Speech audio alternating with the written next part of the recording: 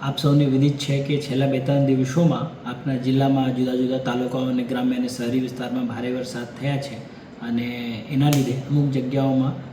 Temporary લેવલે પણ પાણી ભરાવની સમસ્યા બની હતી અને આપણા તંત્ર પ્રાંત અધિકારીથી માંડીને મામલેદારશ્રી અને તાલુકા વિકાસ અધિકારી અને નગરપાલિકા વિસ્તારોમાં ચીફ ઓફિસર બધા સ્થળ પર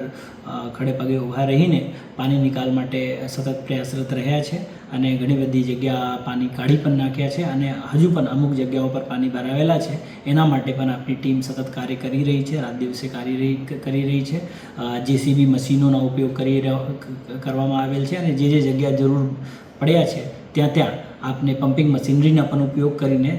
તાત્કાલિક ધોરણે પાણી કાઢવા માટે કામગીરી ચાલુ છે.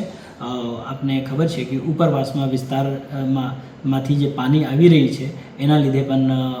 જલભરાવની સમસ્યાઓ પણ બની છે, પણ એને પણ સોલ્યુશન લાવવા માટે પણ આપણા તંત્ર ખડે પગે સ્થળ ઉપર કામ કરી રહી છે.